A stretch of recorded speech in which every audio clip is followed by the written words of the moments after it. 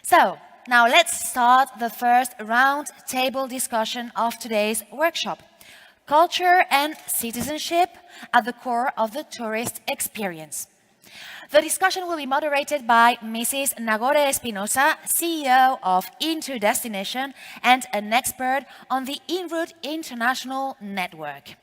The speakers will be Mrs. Áshildur Bragadóttir, I apologize for the pronunciation, former director of Visit Reykjavík, Mr. Joan Torrella, director of tourism of the City Hall of Barcelona, and Mrs. Maria Pap, head of the tourism unit of the Festival of Budapest and of the Tourism Center of Hungary.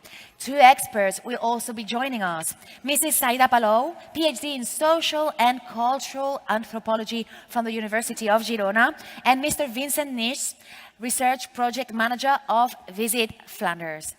Thank you very much. Thank you. Thank you. Oh. The video. Yeah, sorry. Okay. Okay. Hello? Or, yeah. I believe we're going to start with a video, right? That encapsulates the idea of the session. Yeah.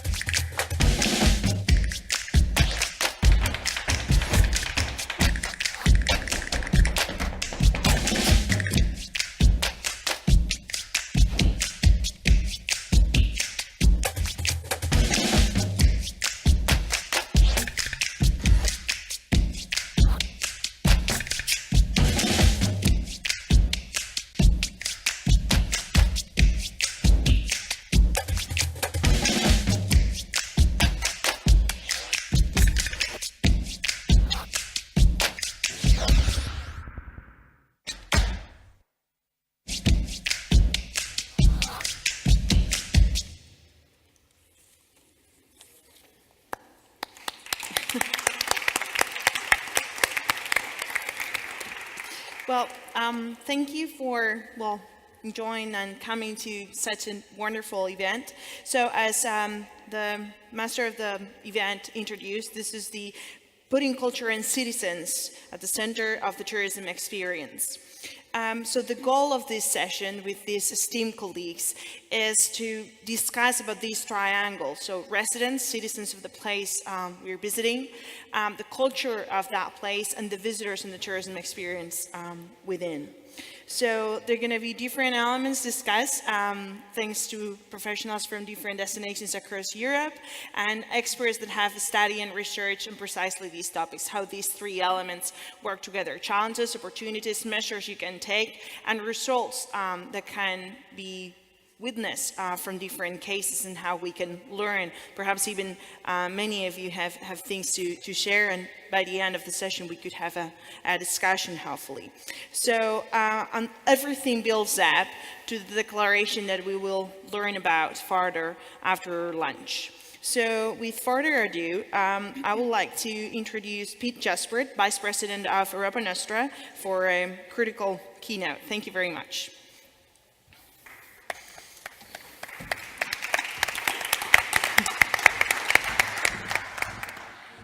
So, esteemed guests, dear friends, good morning. And after such a speech by Door, you are just hesitating to take the floor. So, first of all, Europa Nostra, just a few words so that you know what is this. So, Europa Nostra is a pan-European umbrella organization of NGOs. We pretend to be, try to be the voice of civil society for defending, safeguarding, promoting cultural heritage.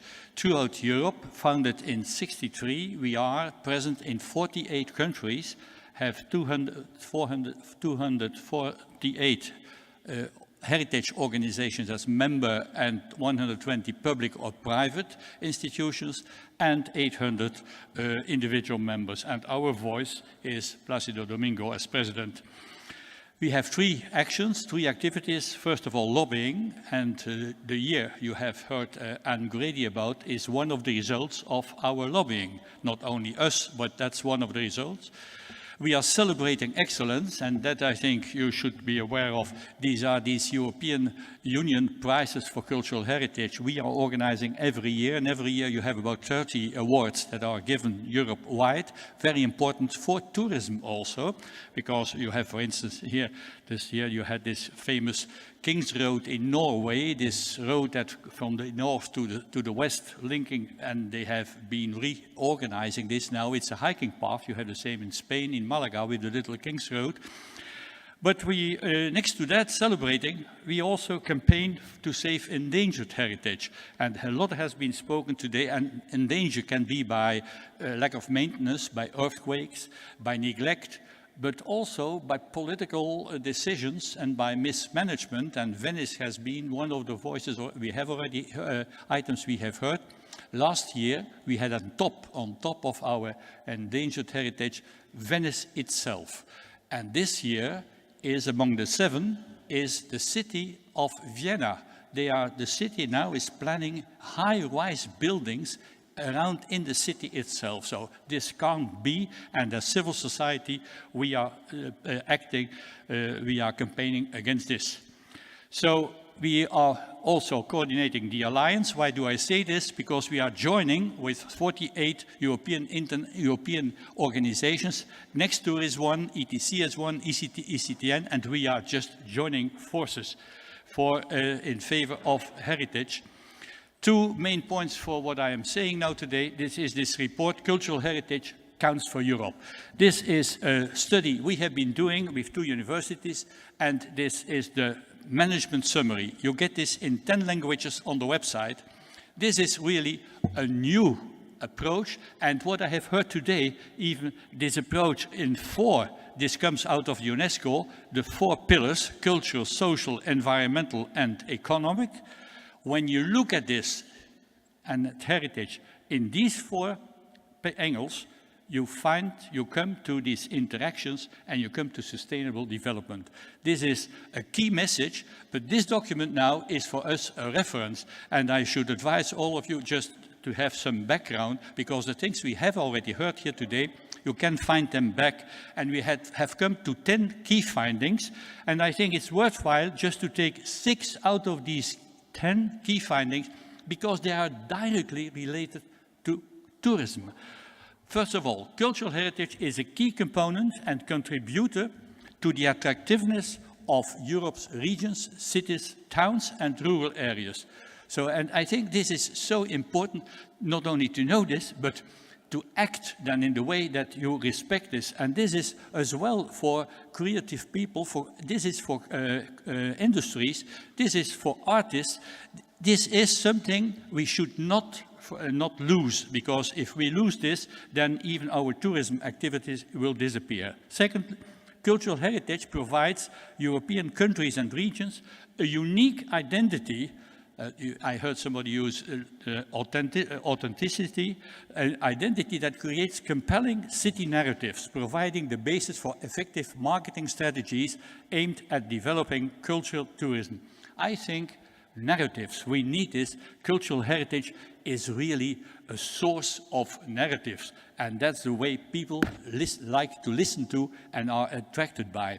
Cultural heritage is a significant creator of jobs across Europe, and cultural tourism, of course. I just give one figure because these links here, these findings, are evidence-based, and you find the examples in the whole study, but also in this booklet. For instance, each direct employed function job within the cultural sector has about 26 indirectly. When you make the comparison with the car industry, each job leads to 6 in the indirect section. So politicians, economists should know where they put their money when you see what the impact is of cultural heritage. Fourth, cultural heritage is an important source of creativity and innovation with the aim of interpreting historic environments and buildings and making them accessible to citizens and visitors. This word accessible is crucial in the future of our, you heard this, just crowding, overcrowding. No, accessibility mentally, but also physically, is crucial in the growth of cultural heritage, of cultural tourism and cultural heritage. Cultural heritage has a track record of providing a good return on investment. You have seen there the Pont du Gard in France. When you know that the French government, that the total cost a year is 7 million for maintenance, the cost. 3.4 is given by the authorities. 3.6 comes of income on the side.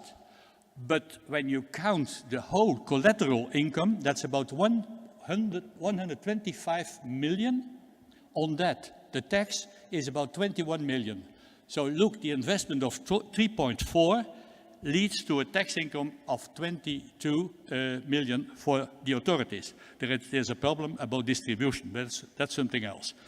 And finally, last one, cultural heritage contributes to quality of life. And look at that sentence. This has been published in 15, making them popular places to live, work in, and visit. It's almost the theme of our meeting here and of the declaration. Popular places to live, to work in, and visit, attractive to residents, tourists, and representatives of the creative class. So the Faro Convention I had, but it has been said already, a definition, what is cultural heritage? And I had another one on the year. Anne has been telling you about the year. I just, food for thought, without comments, because I only have 7 minutes.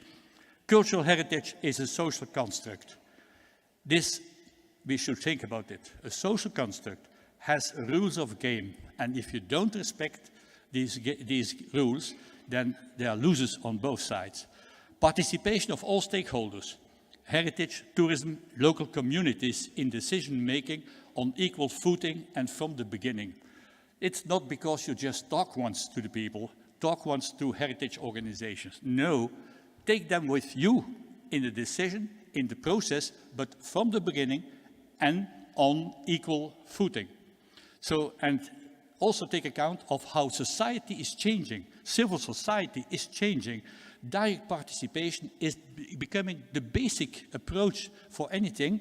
So the Living Cabanyal Archive project here in Valencia, this was an award winner for us in 2013, how they have been working from the beginning, have been organizing everything, and the politics had to follow. Direct participation. You have also the citizens' movements in all the parties. Even here in Barcelona, when you see the COM, this is a party that really comes from not the classic usual organizations and right and left. Something is growing, and that's also for working together, tourism and cultural heritage. I think we have to be aware of this. Avoid antagonism. This is really often painful that you see this kind of distinction between officials, experts, professional, institutional and governmental practices. We know it, we are the specialists, and the unofficial, the volunteers, the community, the locals, the amateur and lay persons. I think we all have our task, but there is not an antagonism. So let us be each, let's say, what we are and help each other. Inclusive economic development means ensuring growth and providing employment and income. promoting community-based tourism, and strengthening capacity building and local entrepreneurship. Capacity building, though, has really been questioning what is this, of how far can we go, but I think there are answers. Some more food. Tourism is more about experience than performance. Growth is not the crucial objective. It's sustainable development we are looking for. Is the tourist a guest or an intruder? Your luxury trip, my daily misery. That's another way of saying what has been said about these loads of buses and so coming into the city. And then I end by this. There is a perception of tourism industry as overcrowding sites, but it does not have to persist. So we should not be afraid of saying this or recognizing, but please go for an explicit policy, content and communication. We were so happy. We were not that happy with EU-China because we are fearing that there are people that really the crowd is going to be too high. But the first line was, it should be used this year to go to lesser known places. And that we thought that's a very good start to work with. And get inspired by the best practices. And I think that what we are going to hear will be some very interesting, maybe best or less better, I don't know. I'm curious, just as you, to listen to these practices. Thank you.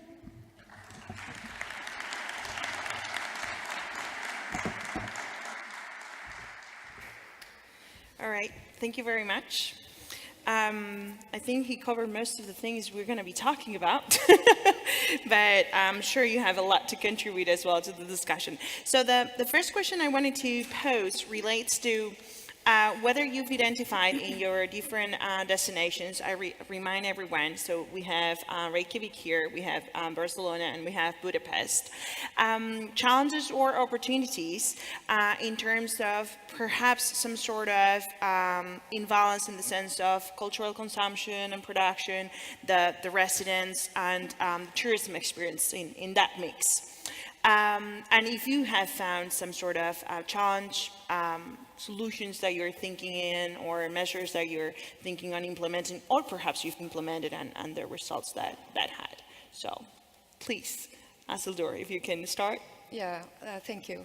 I just want to start by saying that tourism in Iceland has grown rapidly over the last 5 years, and it has been from 20 to 40% on a yearly basis. But what we are seeing this year is a decline in growth, and I think everyone in the tourism industry in Iceland is quite pleased to see only 10 to 15% growth this year. But because of this rapid growth, we have faced a lot of challenges. I mean, the infrastructure has been something that we haven't been coping with as we could have. But what we are trying to do in the tourist industry is working closely together. For instance, the government of Iceland decided to do a destination management plan in every region, in where we are focusing on the cultural heritage and how we can, promote it and present it in a really true story way, because I think it's very important in every marketing of a destination that you try to tell a story that is consistent with the experience that the traveler will have when they arrive or when they experience the destination. And for Reykjavík, 95% of the tourists stay in Reykjavík, and we have seen growth in overnight stays in the destination as well. In 5 years ago, we were introducing Reykjavík as being close to nature. Now we are mainly focusing on Reykjavík as being a cultural city and a cosmopolitan city. And we see that it is really getting to the visitors. I mean, they feel like the localness and the culture and the history that we are presenting in the city is true. So, yeah. Mm-hmm. Truthful to the marketing and the actual and I think scenery also, we find. Yeah, and it's also really important to make the locals be aware of what the economy benefits of the tourism. And my my main goal has to be trying to get into the media, to present to the locals how they are benefiting from the growth in tourism, both in activities, leisures, and cultural-wise. Thank you. Joan, will you please? Thank you. Thank you, Nagore. I will use my language because it's more sustainable in Catalonia to speak in Catalan and more comfortable for me. I per això m'adreçaré a vosaltres en català ara. I bé, tenim el temps molt limitat i per tant és molt difícil contestar tantes coses importants en tan poc temps. La primera cosa que voldria subratllar és que turisme i cultura formen part, des del meu entendre, d'un sistema que es diu ciutat i que té ciutadans. Per tant, la relació entre ells és en tant i en quant la interdependència d'aquestes variables d'un mateix sistema és intensa. Barcelona és una destinació turística evidentment reconeguda, els últims anys ha crescut molt, estic molt content avui de saber que no tenim overtourism sinó underforking, d'acord amb el Duklansky, i en tot cas després si tinc temps faré un aclariment sobre el pressupost de l'Ajuntament, però en qualsevol cas crec que la cultura és fermament present en el turisme urbà com a tal, la manera de viure, la manera d'estar, la manera de menjar, deia avui el meu regidor. Això forma part de la cultura d'un lloc i el coneixement de les persones.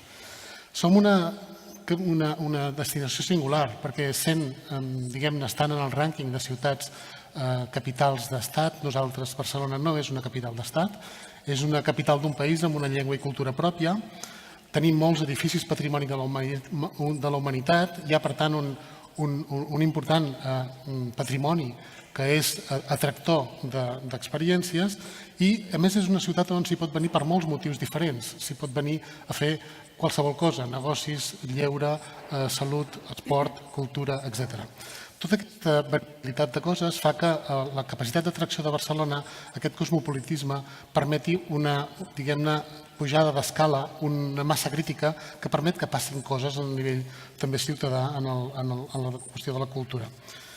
Fa uns quants anys ja, el 2006, el Pla Estratègic de Cultura de la ciutat de Barcelona deia que davant el creixement, 2006, del turisme sobre la ciutat i el seu desenvolupament territorial era molt important la necessitat d'una major coordinació entre els actors de la cultura i el turisme. Jo crec que encara existeix un gap important entre aquests dos entorns i que queda molt camí per recórrer, però que és evident que el win-win és l'única possibilitat que tenim aquí darrere. Pel que fa als ciutadans, pel que fa al turisme, perdona, molt breument, aquesta ciutat global, la cultura juga un paper molt clau en la percepció i en l'imaginari de la nostra destinació. Barcelona és una ciutat molt ben valorada pels visitants, més d'un 8, quasi un 9 sobre 10 de valoració, i les dues coses més valorades pels turistes, d'acord amb les nostres enquestes, són l'arquitectura i la cultura. Aquestes dues variables, tot i que la transversalitat de l'activitat, tot i la multimotivació de visitar Barcelona, la cultura hi és d'alguna manera sempre present. I pel que fa als ciutadans, jo crec que és molt important en aquesta primera fase dir breument que Barcelona té, Catalunya i Barcelona, una ciutadania vertebrada amb un alt nivell d'associacionisme organitzada, però que a Barcelona, en els últims anys, també és un fet conegut, s'expressa una preocupació creixent de la ciutadania pels efectes de les externalitats del turisme i pels efectes també en l'activitat i en la base cultural de la ciutat. Estem treballant amb això, és prou sabut, treballem en la gestió de la ciutat amb turistes perquè aquesta percepció de dificultat es gestioni, aquest és un dels reptes i en tot cas és un fet que volia subratllar. Quins són els principals reptes? Integrar aquesta activitat turística en la dinàmica de la ciutat, òbviament, garantir el màxim retorn social i l'efecte multiplicador que té l'activitat turística sobre els ciutadans i sobre la cultura i intentar reduir les externalitats per millorar la vida quotidiana. Tenim unes quantes eines per fer això. Treballem en el marc d'un pla estratègic de turisme, la cultura era abans, que està desenvolupant en aquest moment, en el marc 2020, les diferents estratègies per desenvolupar-ho, però en tot cas n'hi ha una que jo voldria subratllar, que és el caràcter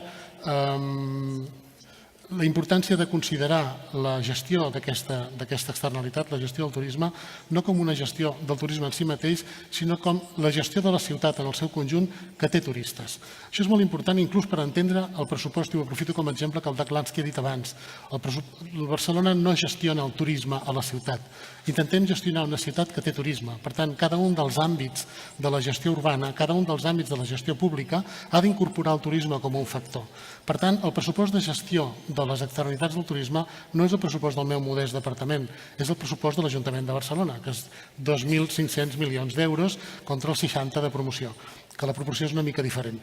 És evident que estic passant-me a l'altra banda, però volia subratllar això perquè és molt important entendre que la gestió d'aquestes externalitats passa per entendre que el conjunt de la ciutat té cultura, el conjunt de la ciutat té ciutadans. I les externalitats. Volia també subratllar un altre element sobre els ciutadans específicament, i és que una altra variable que volia posar de manifest és que tradicionalment el turisme, i em centro més en aquest espai, ha sigut una qüestió molt treballada, diguem-ne, en el famós partenariat públic-privat. El treball conjunt entre l'administració pública i els sectors econòmics relacionats amb l'activitat turística ha fet de les nostres destinacions exitoses i ha fet processos molt importants, dels quals Barcelona n'ha estat un exponent molts anys. El que volia subratllar aquí és que en aquest binomi públic-privat ens hem descuidat moltes vegades tradicionalment altres actors que estan a la ciutat i que no estan representats en aquest debat del model. I això és essencial per una democratització no tant per seguir parlant de model turístic com per parlar de quin model de ciutat volem i en quina ciutat encaixa aquesta activitat turística i aquesta cultura.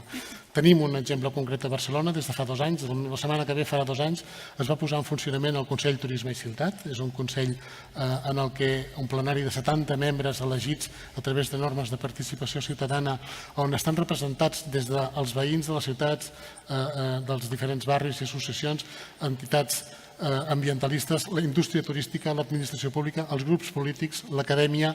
És un foro de debat públic sobre el balanç, sobre el turisme i la ciutat. Creiem que incorporar aquests altres actors relacionats amb l'activitat turística és essencial per no tancar en una capsa màgica el model de ciutat que estem construint sense comptar amb aquests stakeholders. I segurament pot estar en la base, aquest oblit tradicional d'aquesta relació, en molt del descontent que de vegades s'expressa en les nostres comunitats i en les nostres destinacions. Jo, de moment, ho deixo aquí. Thank you so much. I support every dot, every sentence you said, so thank you. Thank you so much. So now, Marie, you can proceed. Hi, everybody. Can you hear me? May I ask you, have you ever been to Budapest before? Who was there? Oh, you have Many quite a of few. you. That's very nice to hear, to see. I am thanking for the invitation from Barcelona. I like Barcelona. I am here the second time. And tomorrow I will have one more free day and I will visit some secret places in your Barcelona. But anyway, I think Budapest and Barcelona has something similar with each other. As maybe you know, Hungary is a very small country. We only have 10 million people in Hungary, and 2 million of that are living in Budapest. So Budapest is not only the capital city of economics or of politicals, but it is also the essence of Hungarian history and the essence of Hungarian culture. No one school child can grow up in Hungary without visiting Budapest several times with his parents or with school groups. So it's a must-see and must to visit place in Hungary for each Hungarian people. But in the field of tourism, we have an increasing trend now. from abroad, visitors from abroad, are coming and coming and coming, and that is very good. So we have the traditional markets from Europe, Germany, UK. We have the United States as a very important source market. We have Spain as a very important source market. It is Spanish people are coming with pleasure to Budapest. But nowadays we also have to face a little bit with not with over tourism, as we have heard, but with unbalanced tourism, because, as you maybe know, Budapest has a very rich Jewish heritage. There is a district in Budapest where the biggest synagogue in Europe stays, and all around this synagogue there is the Jewish district. And it is a very sad place, but in the Second World War it was the Jewish ghetto. And there is a new revitalization of this district by means of opening the so-called ruin pubs. And this is a big dilemma for Budapest. But these old buildings, these old nice buildings, the new owners after the communism, they hadn't got there enough money to rebuild these buildings, and a very good idea came that they they opened these ruin pubs. But nowadays, many young people from the UK are coming, not only from the UK, of course. They are coming and partying in this district, and it's some signs of over-tourism nowadays. So nowadays there is many stakeholders and decision makers are concerning about this, and we are in contact with Airbnb, for example. They are ready to communicate and to cooperate with us to make new regulations. And 2,000 new rooms, hotel rooms, will be built soon in a couple of years. And that means that the balance between Airbnb and hotel rooms has to be taken care of too. So some words about our company. I am from the City Tourism Organization, which is not only the City Tourism Organization, but it is responsible for the official festivals of Budapest as well. We are the Festival and Tourism Center, which is a very good combination because in-house we have all these famous festivals, such like Spring Festival, which is for classical music, or the Summer Festival at the Open Air Theatre at the Margaret Island, or in autumn we have the Contemporary Art Festival, Café. And these festivals are very attractive for visitors as well, but they include inhabitants as well. There is a problem, there is a challenge for organizing these festivals, because all these governmental organizations, as we are, we only have budget for 1 year. So it is not as easy to invite the world stars in due time because we don't know our budget. That means, on the other side, that the audience of these festivals will be mainly the local population. So you can judge if it is good or not good, but it helps involving of the local people anyway. Yeah, to the cultural activities. Yeah. Understood. Thank you very much. So more or less part of the second question you've responded, because second question is a combination of whether residents are benefiting from all these cultural activities that the city displays for them and also for visitors, and most of you have already more or less responded that yes, clearly.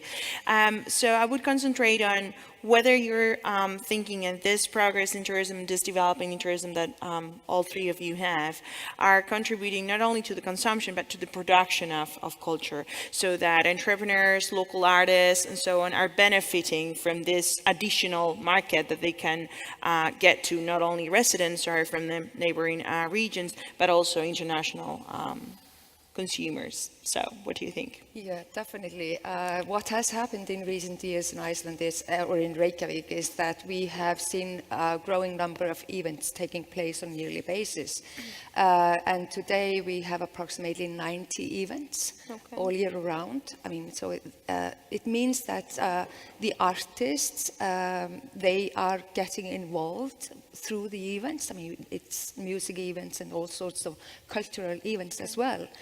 And what we have also seen is growing number of museums open up in where the artists can also present their art. We have, for instance, two new museums that are private owned or private run that opened up in recent 3 years. And I think it showcases that culture is really selling. And for the city of Reykjavík, for instance, that has been running a few of the biggest museums within the city, the revenues have been growing enormously just because of the tourists. Because we were talking about the locals, what we have been doing for 3 years in a row is gathering data on how the locals are experiencing tourists and the tourism industry within the city, and we also ask them if they see the economic benefits that comes with it. And even though we have had this growth, enormous growth, the positiveness is really high yet. 95% of our citizens say that they are very positive both towards the industry as well as towards the tourists. And they also see in their neighborhood, I mean, we ask them, do you feel like there are, if we are asking every borough within the city, so we can see if there is a difference in ideas and experiences within each district. And what we thought, because the downtown center is obviously the place where, the crowded one where everyone wants to be, we thought that maybe they would be more negative towards the industry and the tourists, but it came out that they were even more positive than those that live in the municipalities that are the farthest away from the city, because we are working closely with all the municipalities in the greater capital area.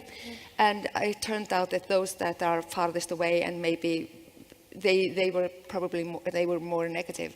And I think it's because they probably don't go that often downtown. They only have an idea about what the tourism looks like, and what I feel is one of the problems for Icelanders and for Reykjavík, touristic-wise, is the negativity in the media.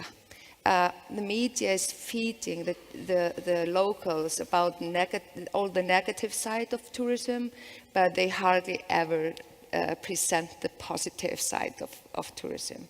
And it's so hard whenever I'm interviewed, if I'm trying to be positive, it's so, I mean, I'm usually cut out, you know.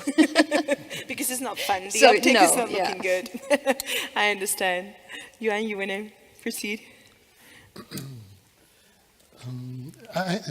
Jo voldria insistir amb l'esquema de les variables d'un sistema, perquè em sembla molt important no fer relacions de causa-efecte amb el turisme i les conseqüències que té per la comunitat. és evident que basar l'estratègia d'una ciutat en l'atracció de valor, en atraure activitat, en atraure persones, en atraure inversions, incrementa la seva massa crítica i aquesta massa crítica permet que passin coses que no passarien si aquesta massa crítica no hi fos o no fos tan gran. Això vol dir que per tenir una marató a Barcelona, per sortir del marc cultural, la podem tenir perquè tenim una massa crítica de ciutat que ens permet que la meitat dels corredors d'una marató són visitants que venen d'Europa a córrer la marató. Si no fos per aquesta meitat de visitants que venen a córrer la marató, la nostra quantitat de corredors a Barcelona no ens permetria tenir una marató internacional. Això traslladat en el terreny de la producció cultural o de la creació cultural és una mica el mateix. Per exemple, per citar dos grans festivals que són de Barcelona i han crescut a Barcelona i han exportat Barcelona al món, com són el Sonar i el Primavera Sound, per exemple. Aquests dos festivals han nascut a Barcelona. Són gràcies al turisme? Segurament no. La meitat, com a mínim, jo crec que em quedo curt ara perquè no tinc les xifres al cap, dels participants en aquests dos festivals, estem parlant al Sonar de 115.000 persones l'any passat, més de 100.000 persones, no sé si en 15 o 10, però més de 100.000, i el Primavera Sound més de 150, per tant, 1.000. Per tant, són moltes persones que venen a Barcelona. Això, que permet que passi el festival, és molt important, però és que el festival passi a Barcelona cada any crea un ecosistema que permet que la indústria cultural creixi i que permet que els... En fi, per tant, no és gràcies al turisme que passa això. Potser el turisme és un efecte d'això. O com a mínim és una variable més que està jugant aquí dintre. També està molt relacionat, per mi, això, amb intentar desenfocar el tema de les grans icones. Jo, personalment, m'agrada molt el modernisme, però crec que tenim una indigestió de modernisme a Barcelona perquè tapa modernisme com a art, perquè tapa moltes altres expressions artístiques que també hi són i que passen més desapercebudes. I això té molt a veure amb el posicionament que, a base de màrqueting, Barcelona i els propis agents implicats han fet d'aquest entorn del modernisme, de Gaudí, etc. Ho poso com a exemple, no perquè sigui ni bo ni dolent, sinó com a exemple. Aquest posicionament de determinats productes genera unes externalitats localitzades en el territori molt concretes que fan difícil la gestió d'aquell espai i que, a més generen una percepció sobre la ciutadania que no ens ajuda gens de vegades a tot això altre que dèiem aquí, perquè es confon el visitant, es confon turisme amb la sobresaturació que abans ens dibuixava el DAC en les seves slides. Quan en realitat jo crec, cada cop més ho veiem clar, que no existeix una separació entre turista i resident. Les persones no ens classifiquem entre ser turistes o residents en un lloc, sinó en tot cas ens podem classificar pel tipus d'ús que estem fent d'aquella ciutat. Estem fent el pla de mobilitat turística a la ciutat de Barcelona en aquest moment i hem hagut de recomptar quants turistes ens visiten perquè ho hem hagut de fer d'acord amb els perfils de mobilitat que tenen. No ens interessa tant saber quants turistes hi ha, sinó com es mouen. I, per tant, en funció de quin prisma faci servir per mirar aquella realitat, necessites comptar d'una manera o d'una altra les persones que hi ha aquí. Això ho dic perquè em sembla important desvincular la relació causa-efecte entre el turisme i que gràcies al turisme passin coses. Jo crec que el turisme és un factor dinamitzador claríssim, és probablement també una conseqüència de que Barcelona sigui una ciutat internacional i global, i, evidentment, el sector, diguem-ne així, si és que se'n pot dir, el turístic ha tingut un paper clau amb l'impuls d'aquesta ciutat en aquest posicionament. Però és impossible entendre'l sense el conjunt de factors que estan interactuant aquí. I, per últim, Barcelona no... Hi ha moltes ciutats, potser de nivells de mida més petita que Barcelona o Madrid o París, que han focalitzat en algun determinat esdeveniment, en un festival, el Festival d'Edimburg, el Festival d'Avinyó, el Festival de Còmic d'Angolem o el Festival de Cinema Fantàstic de Sitges, que posicionen la ciutat a l'entorn d'un festival o d'un producte turístic. Barcelona no ha generat significativament producte turístic pels visitants. En tot cas, ha obert la seva activitat turística, la seva activitat cultural, perdó, volia dir producte cultural pels seus visitants. Ha obert la seva activitat cultural al món. I això, que és molt important, perquè és allò que dèiem en la primera intervenció, del perfil, de la sensibilitat, de la cultura urbana, té també els efectes. Per exemple, a Barcelona passen a l'estiu dues festes majors molt importants, de barri, tenen un origen ancestral en el barri de Gràcia, perdó, barri de Gràcia i barri de Sants, que s'han fet molt populars, diguem-ne, i surt al TripAdvisor i a tots els advisors que vulgueu, i per tant això significa que hi ha una gran allau de persones que visiten això.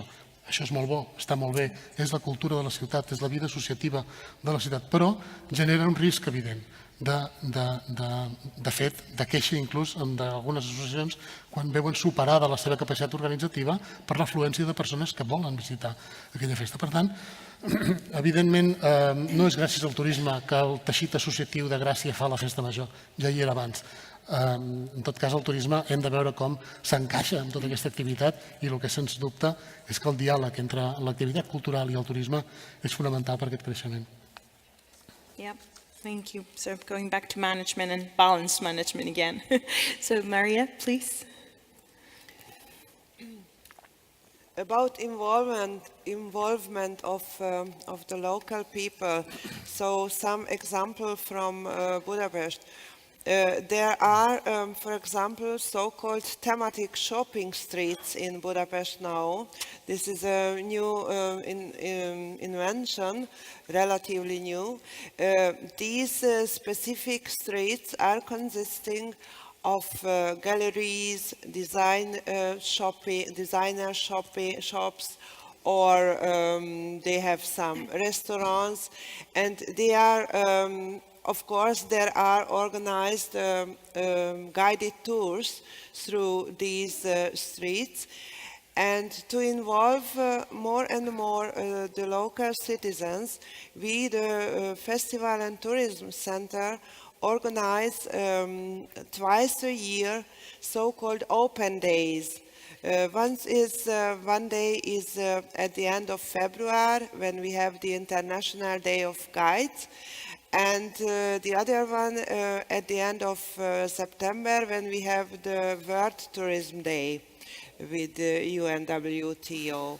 So we wanted to show to the locals free of charge all the services which tourists have in our city, just to educate them, just to let them see what happens when tourists come to Budapest.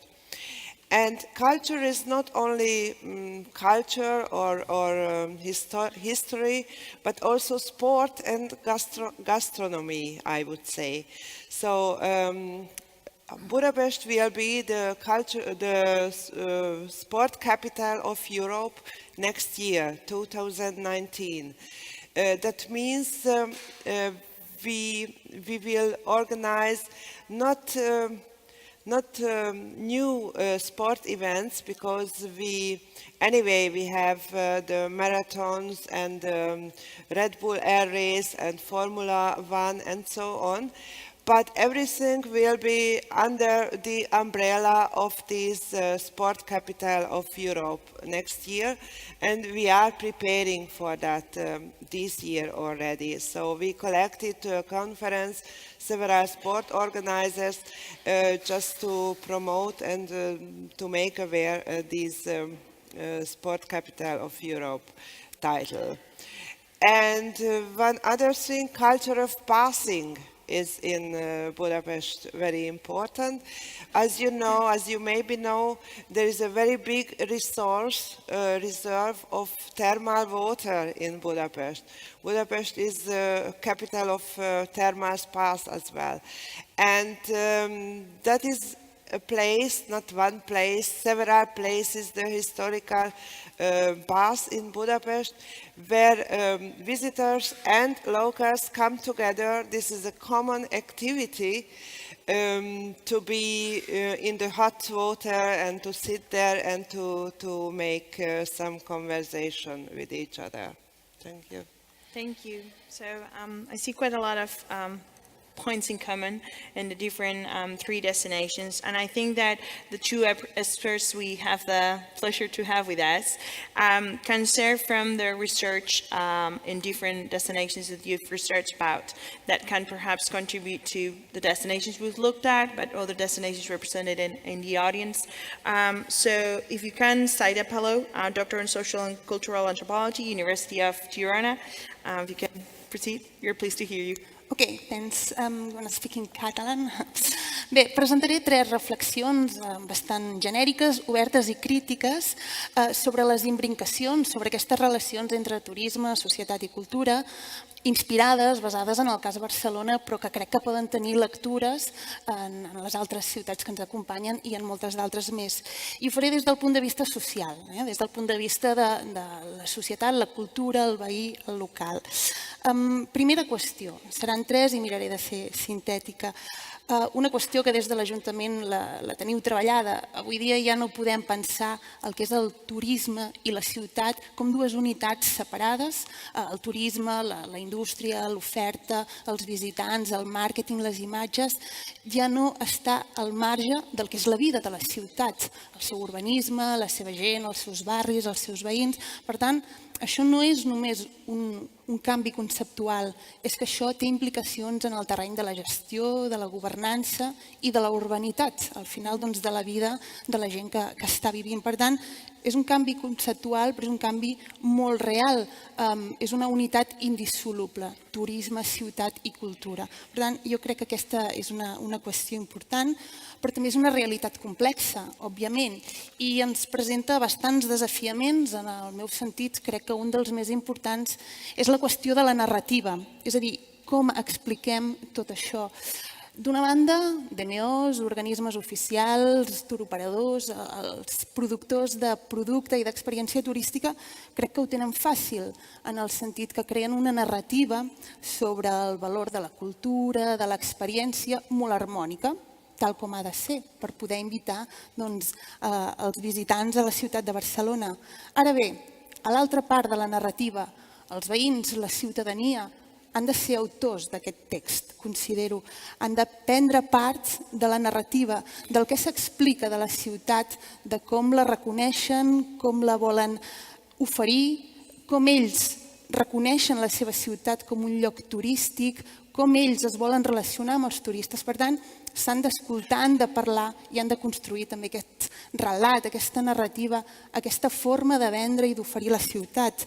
Què passa també quan el local no es vol sentir al centre de l'experiència turística? Per tant, són preguntes que estan a l'aire, que estan damunt de la taula, de fet, i que crec que en el cas de Barcelona ha estat més fàcil culturitzar el turisme que no pas turistitzar la cultura en el sentit de la vida de les persones. Hi ha certes reticències i, per tant, és un debat, és un tema que s'està afrontant. Segona qüestió crítica que considero sobre el que passa avui amb turisme, cultura, societat a Barcelona.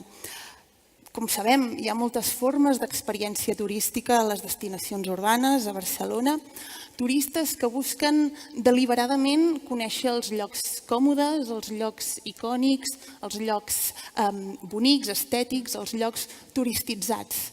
Però també hi ha molts turistes, molts visitants que deliberadament, intencionadament, busquen espais, identitats, experiències no turístiques. I, per tant, són aquests turistes que busquen la perifèria, que busquen llocs anònims, que busquen llocs que no siguin tan singulars des d'un punt de vista turístic.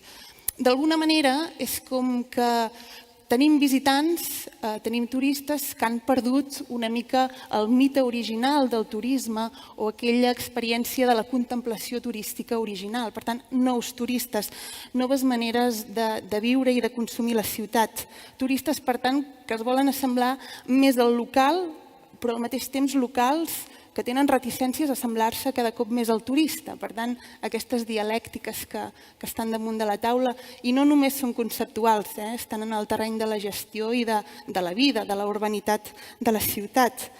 Per tant, canvien els marcs de consum cultural, canvia la cultura turística, canvia la cultura per al turisme i el turisme canvia la cultura, la transforma. Per exemple, el patrimoni. es converteix o adquireix un valor d'ús, de mercat i, evidentment, un factor de desenvolupament econòmic i també un lloc d'identificacions, de creació d'identitats. I sovint també passa que el local defuig d'aquestes identificacions del patrimoni. És a dir, veïns de l'entorn de la Sagrada Família que no se senten necessàriament representats amb el que aquella icona representa a nivell turístic. Per tant, doncs, també aquestes dialèctiques a nivell d'identitat, a nivell cultural. I una tercera qüestió, també de tipus conceptual, però que també la trobem en el terreny, òbviament, de la gestió, de la governança, de com vivim les ciutats. Tots plegats hem canviat la manera d'entendre aquestes relacions entre turisme, cultura i societat. I jo ho resumiria en 3 moments o en 3 marcs conceptuals. En un entorn més del que seria el fordisme, en aquest moment d'entrada no prevista i massiva de visitants, el turisme era concebut o el vivíem bàsicament com una invasió, com una entrada massiva que generava una percepció dual. D'una banda era molèstia, era desgast, i de l'altra també era aprofitament econòmic, captació de capital cultural, desenvolupament econòmic. Aquesta visió binària no l'hem abandonada, però aquesta va ser l'inici de com vam entendre l'arribada de turisme a llocs com Barcelona. En un altre context, en un neopostfordisme, vam entendre, hem entès, que turisme i ciutat o cultura eren 2 peces d'un puzzle que s'havien d'encaixar, que havien de coordinar-se, que s'havien d'equilibrar, com 2 unitats separades que s'havien de fer esforços per minimitzar impactes, obtenir més beneficis, més retorn.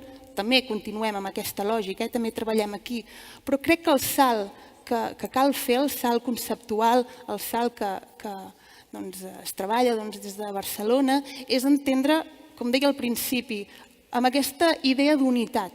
El turisme com una cosa que no és aliena a la ciutat, no és aquella peça de puzzle que hem de forçar que encaixi, sinó que hem de concebre la vida de la ciutat, la seva gestió, la seva manera de funcionar, d'un turisme que no només en forma part, sinó que la fa, la produeix. La constitueix, la codefineix identitats, codefineix realitats, codefineix festes, codefineix esdeveniments i, per tant, com un actor realment significatiu que fa la ciutat, per dir-ho d'alguna manera. Crec que aquest és el canvi on estem avui dia i com hem d'operar per viure, per entendre les relacions entre turisme, cultura i societat. I tancaria aquesta meva aportació potser retornant a la premissa inicial. Si és tan important la societat, el veí, el local, la cultura, com els impliquem, com els demanem que escriguin part de la narrativa de la ciutat, que és la ciutat turística també.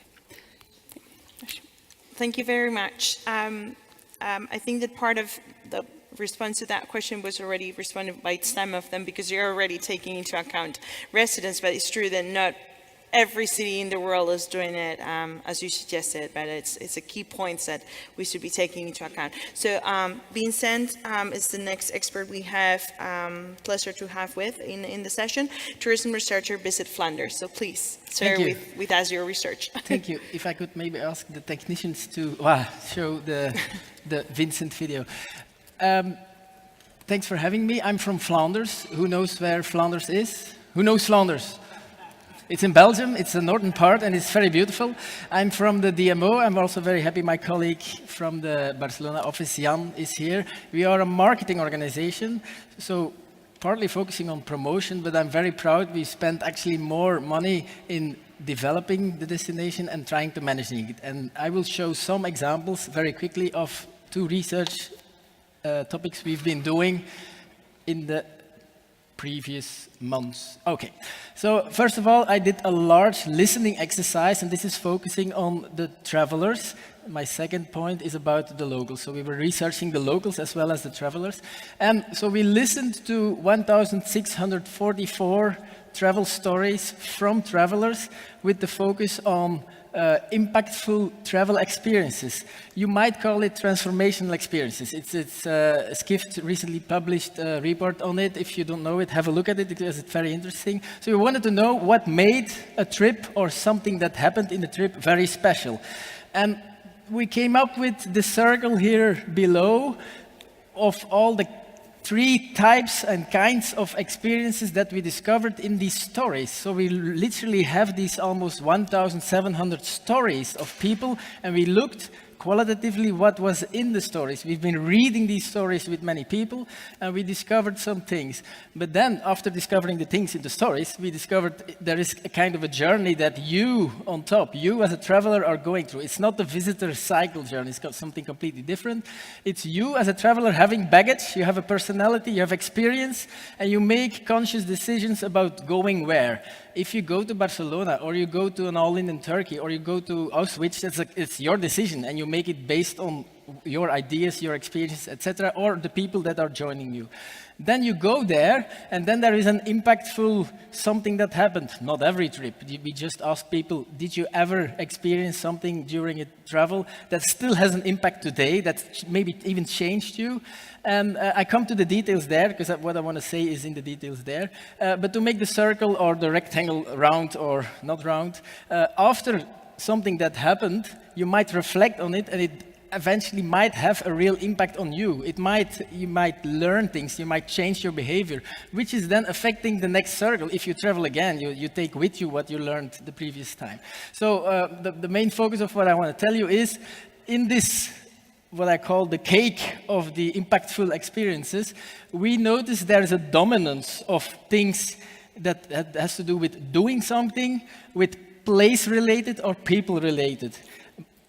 Let me give an example. If you bike up the Mont Ventoux in France, you might say it's something that's place-related, but in fact, it has to do with doing. It's pushing your own barriers. You need the place to do it, but the core, the dominant thing in these stories are the things you do.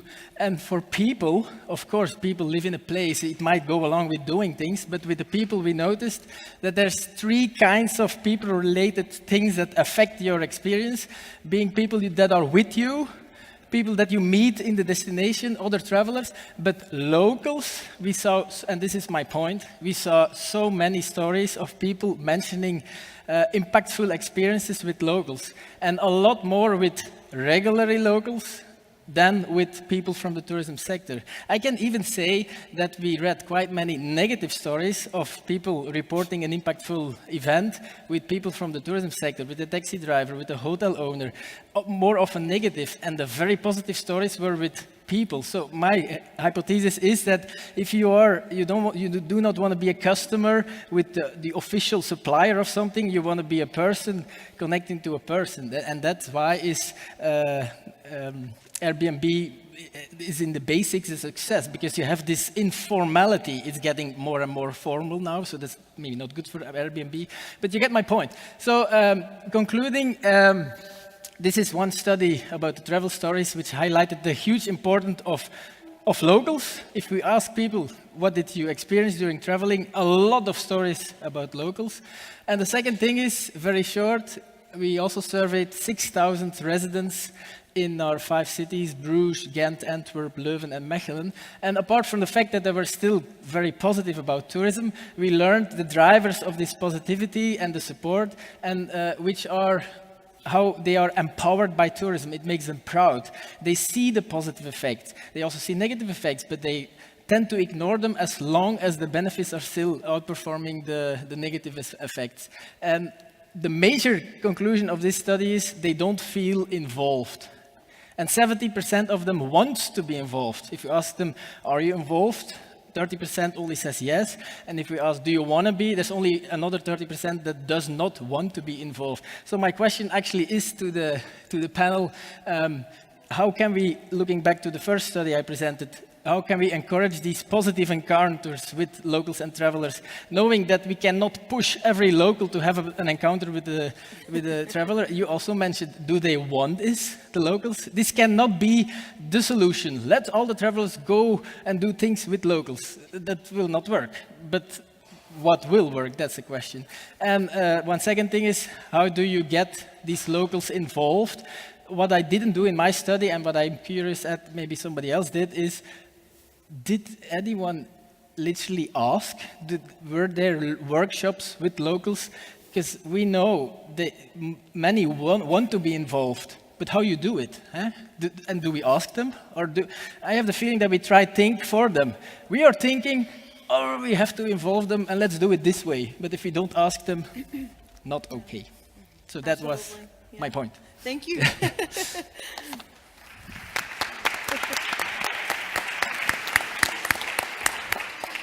Okay, so before going into the questions, I think there's a clear commonality in everything you've been saying, in the sense of putting the resident at the center, not looking at culture as tourism, as it would be completely different because it's part of the same.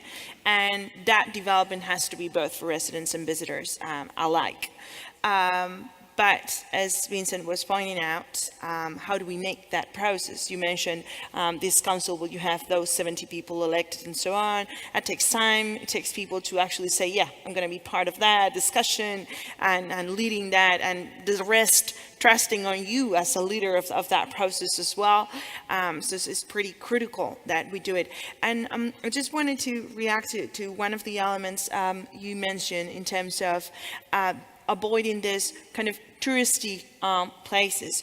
I think that kind of on the background of everything you were saying is authenticity. If you have those touristy places, probably they're not contributing to the local economy because they're made in another country or something, and the products they sell or the services or so on and so forth. So it's not good for residents, but it's not good actually to those truthful kind of visitors that you were mentioning, in terms of the ones that want to interact with locals, want to learn from the experience, and want to get under the skin of the actual destination. So it's another way of developing tourism, modifying it from the way we've been, I guess, developing for many years and learning how to transform it now.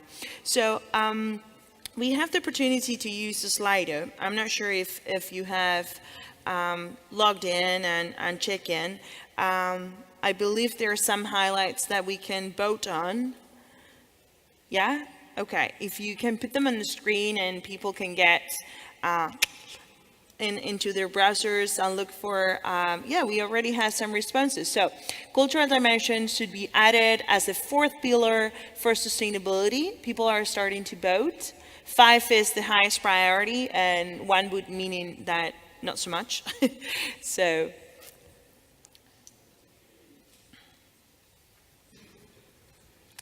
I think that also we could be, perhaps it's something that you've pointed out as rapporteurs as well, in terms of governance being part of that sustainability pillars, as we were talking about, not over-tourism, but balanced tourism, where management is critical.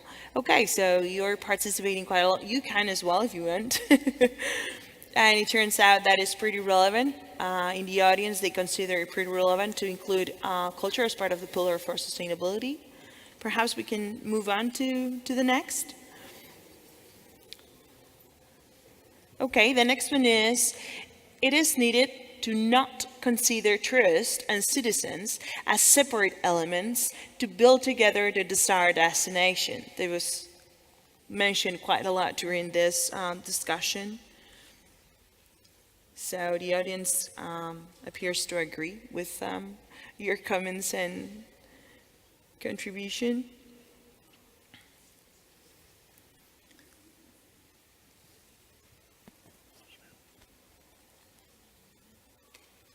Yeah.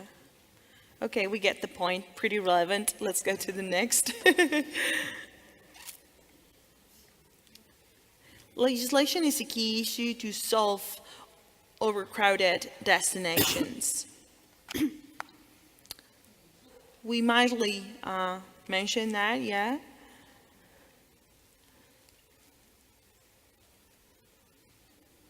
This turned out to be relevant as well. In between there as well.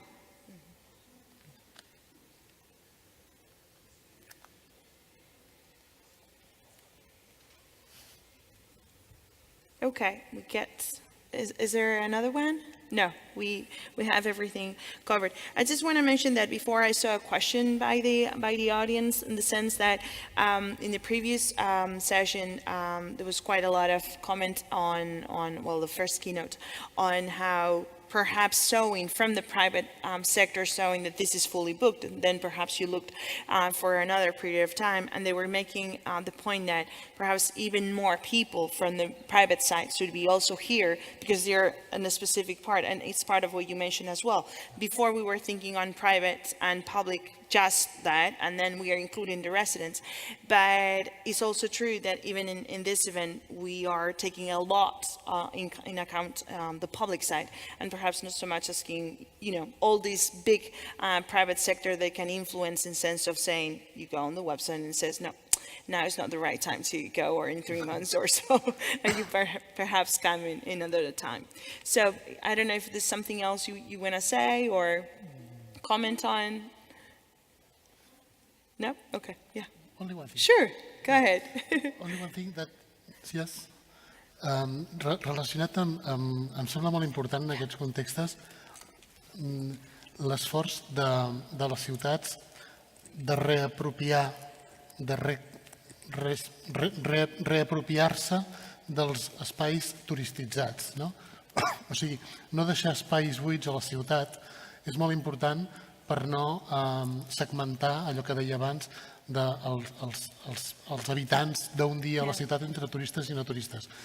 A Barcelona estem treballant en reapropiar espais de la ciutat que d'alguna manera són viscuts com una pèrdua per la comunitat, perquè tenien una vida social i legítima i pot ser perdut. Crec que és un element important en aquest context, perquè forma part de no renunciar a part de la ciutat que forma part de la teva cultura i alhora dotar-la de l'atractiu que tenia originàriament, que era que era un lloc per viure i per tant per visitar.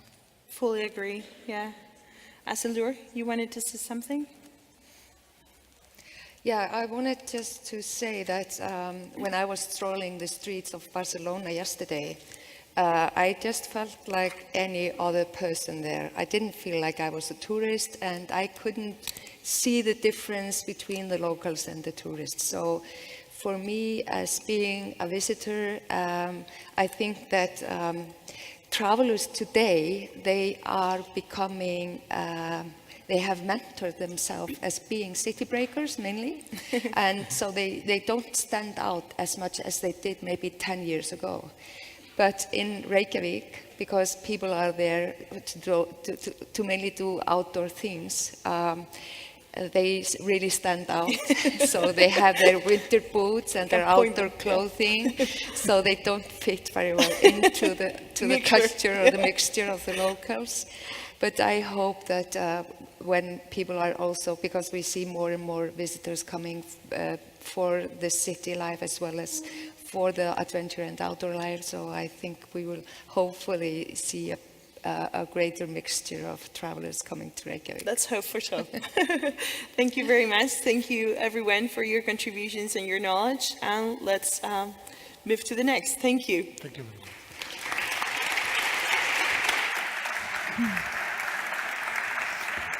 Thank you very much for such an interesting discussion.